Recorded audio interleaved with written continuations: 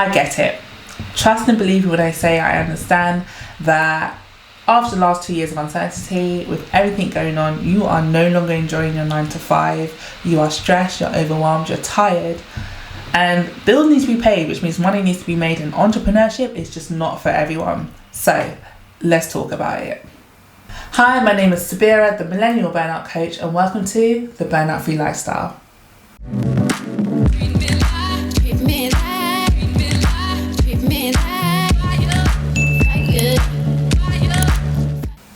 When it comes to falling back in love with your 9 to 5, there are 5 things that you need to do.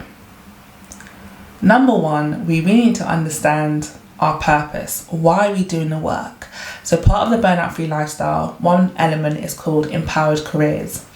Now, to have an empowered career, it means you have to do work for a purpose, on purpose, in line with your purpose. Because when you understand your why, your motivator, the reason you're doing the work you're doing, your purpose, how it aligns with you as an individual and what you aspire for yourself, it allows you to achieve sustainability, it allows you to achieve success, sustainable success, and it allows you to achieve fulfillment in the work that you're doing. So it naturally energizes you and allows you to work in flow so that even when things are difficult externally, you can continue achieving, striving, and reaching all that it is you want to achieve within your career.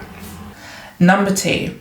So now that we've understood the purpose of why we're doing the work, we now need to take a look at ourselves and understand where do our strengths lie, what things do we enjoy doing, so that we can begin to create our own inventory of skills and assets to bring to the job that we're doing. So it's no longer a job, but it becomes a career.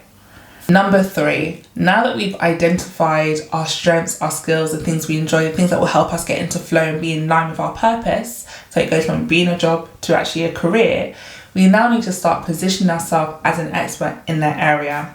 And one way you can do this is actually positioning yourself as an expert on social media such as LinkedIn. Now, LinkedIn is a professional networking site where a lot of professionals go to talk about their job, but more recently to talk about their personal interests that aligns with their career.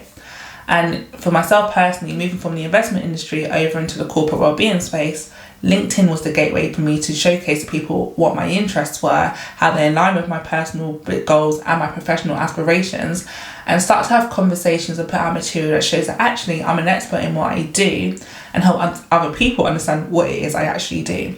So start using your LinkedIn as a portfolio to showcase your expertise, to showcase your skills, your understanding, and start entering into conversations with other people who are doing similar work that you do or work that you aspire to do. Start creating posts that actually showcase your knowledge and expertise in the subject and position yourself as an expert, because when you do, what it actually does is decrease in the level of imposter syndrome that you may be feeling. And let's be honest, after working through uncertainty, our level of work may not be the same, the way we execute the work may not be to the same standard, or we may just be projecting that level of exhaustion on other people, thinking that they perceive our work to be less when it isn't. There's good reason to be experiencing imposter syndrome during this season, but when you position yourself as an expert and you start to take interest in the work you're doing, you go from being an employee in an organisation to a valued member of that organisation. So position yourself as an expert. Number 4, start looking for opportunities within your organisation so you can start job carving your role.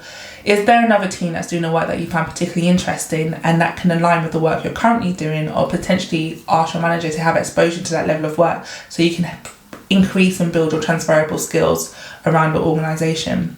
What opportunities are there within your immediate organisation to allow you to increase your interest in the work that you're doing, to increase your skill sets so that you can be a more valuable member to your team and to the organisation at whole, which will again decrease that level of imposter syndrome that may be creeping in after living through uncertainty, because uncertainty increases anxiety.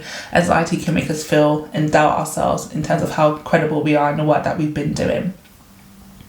And also, a bonus thing, if you start looking for opportunities around your organisation, you may happen upon a piece of work that best suits your natural skill set and that you didn't even know you were interested in.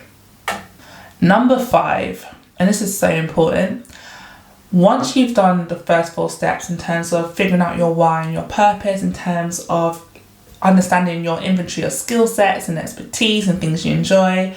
We've talked about positioning yourself as an expert and looking for opportunities within your organisation. It's really important to remember that there are opportunities that lay outside of your organisation.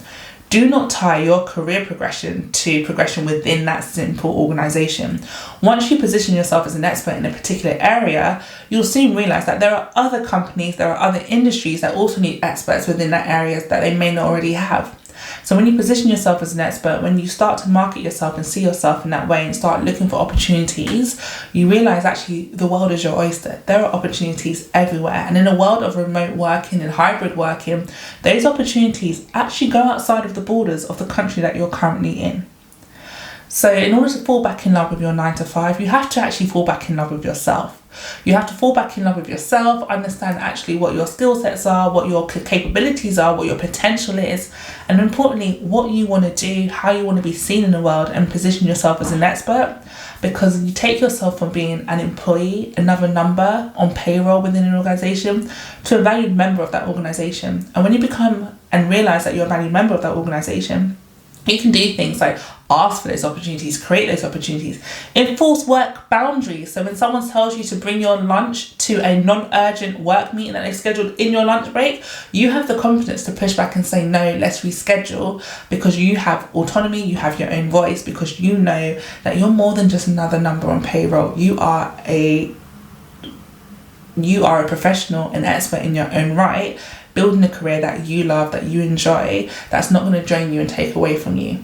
At the moment, you're probably not loving your 9 to 5 because the work is not interesting you, you're extremely exhausted and tired, and in all honesty, you may be having an awakening that the career you've chosen, you didn't choose it for yourself in line with your own personal purpose and mission. You've chosen it because of the external expectations of the world around us, be it family or society.